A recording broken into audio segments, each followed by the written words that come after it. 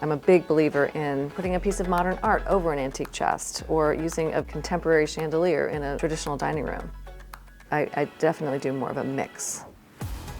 I feel it's so important in our busy, busy lives to have a home that's a haven and something that you look forward to going home to. My name is Elizabeth Pash. My company is Elizabeth Pash Interiors and Antiques. I'm based in New York City and Locust Valley, Long Island, where I have a shop. My projects are typically in the tri-state area, New York, Connecticut. I haven't gone across the river to New Jersey, but I don't necessarily come into a home and say, okay, we have to gut everything. I like to try to figure out what we have and work with it. I am not against trying to use clients' pieces as well as trying to push them for something maybe beyond their comfort level, because I think that's why you have a designer.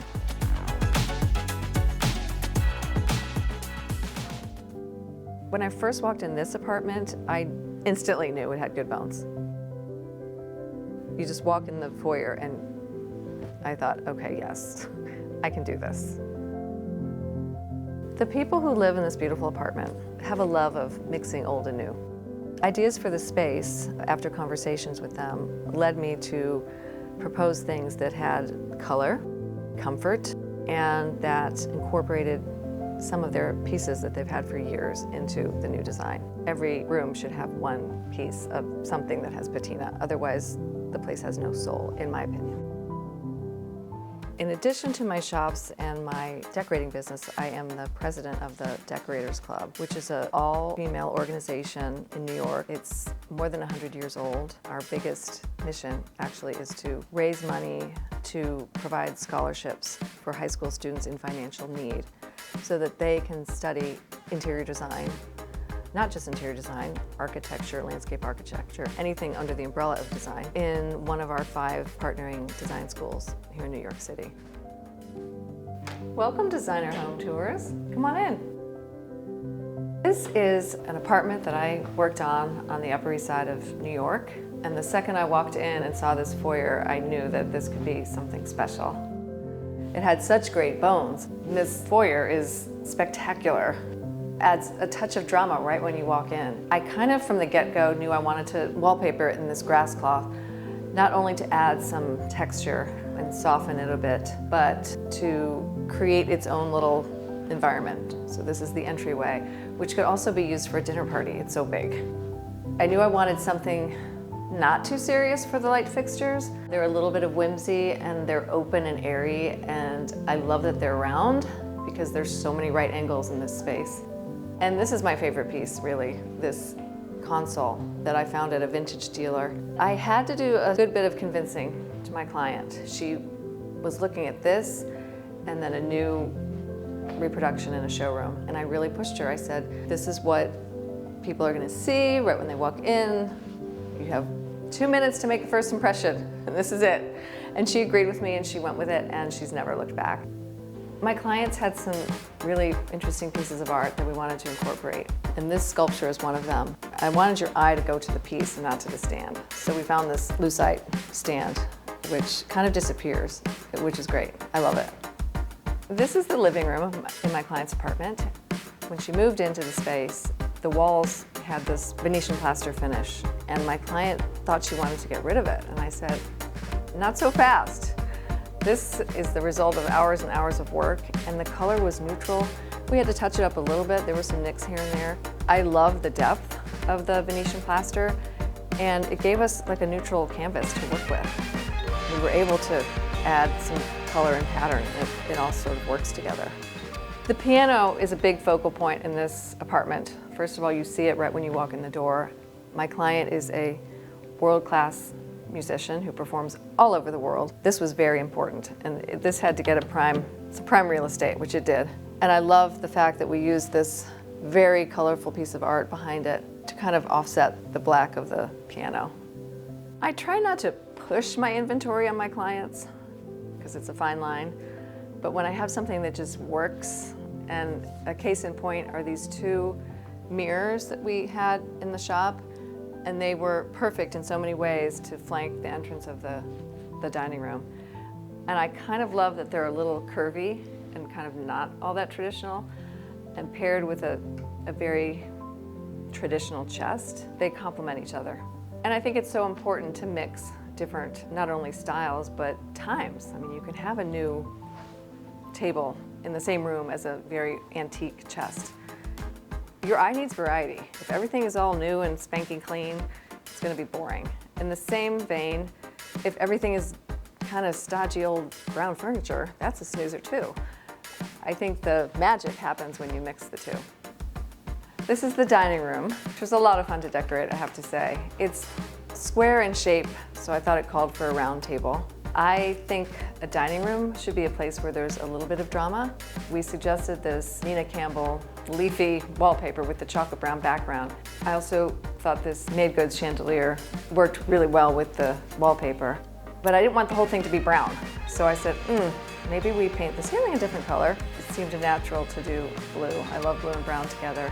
This is an example of not everything has to be super high-end. The table is from Julian Chichester, but the chairs are French style, but they're from Restoration Hardware. They did not break the bank, but they're really, really nice, and they're very sturdy and comfortable. And to my point about adding a little patina to a room, this vintage French chest came from my shop, and I think it's just perfect, because it kind of balances the white of the table and the newness of everything else. We put in these crystal sconces because I felt like we needed something that was a little more glitzy for the space, and it kind of is a nice complement to the sideboard. I really am into rustic and refined in the same room. I think it makes it interesting.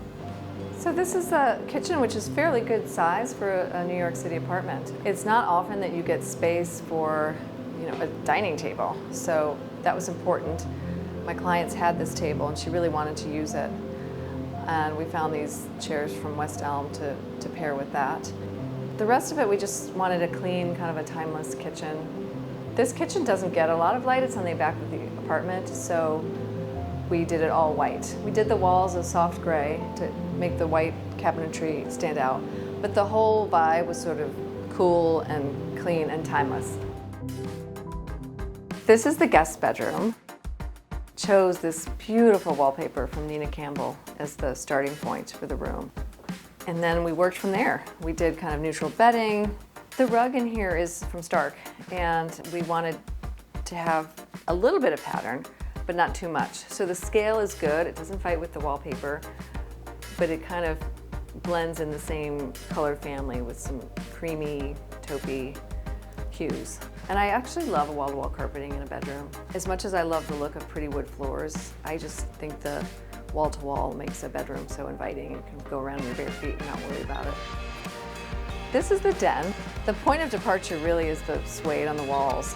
It kind of creates this envelope throughout the room and makes it cozy and inviting. It created a place that sort of drew you in, invited you to come and sit and put your feet up and watch a movie or read a book. From that, we needed to have some pattern. I am never one who shies away from an animal print. And I just thought this tiger carpet was perfect for the space. It shows movement, and it actually makes the space look a little bigger, I think, than a solid. And I kind of continued with the animal print theme on the upholstery on this sofa. It's not really animal print, it kind of reads as an animal print. It's small enough scale to not compete with the tiger. Then I felt like, okay, we've got some browns with blacks, taupes, we need some color. That's why we did the coffee table / ottoman in a blue leather. And then we continued the conversation with a little bit of trim on the Roman shades. This piece my client had, not only does it continue my blue conversation, but the size is, it's almost like it was meant to be. I helped them with the light over it, and really that's all you need on that wall. It's very vibrant and it just adds a whole lot to the room, I think.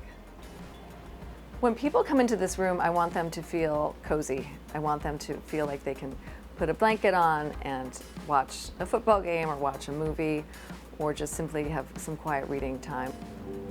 Just because every inch counts in a New York apartment, this bathroom / powder room has two functions. It's a powder room, also serving as the guest room bath. Since the room is a continuation really of the den, we wanted to continue the color family, if you will. So it's a neutral textured wallpaper on the walls.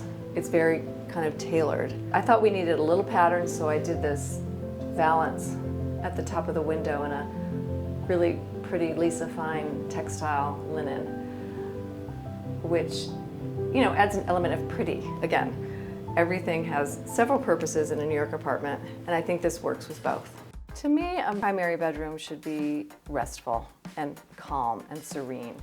And that was our driving force in this primary bedroom. We picked a very soft blue for the walls and fabrics that are soothing, a little bit of pattern, but not a whole lot of bright colors, just more soft, subtle colors to provide a place to go to sleep at night. I think when my clients walk into this home, well, based on what they've told me, they feel happy. They feel glad to be home. My client said to me long ago, sometimes she'll just walk around and she'll see something that was my idea, and she said, "Oh, I just love that idea. I'm so glad we did it." So I really think that the home is a haven to them, and when they come home, they want to be here and they want to stay here.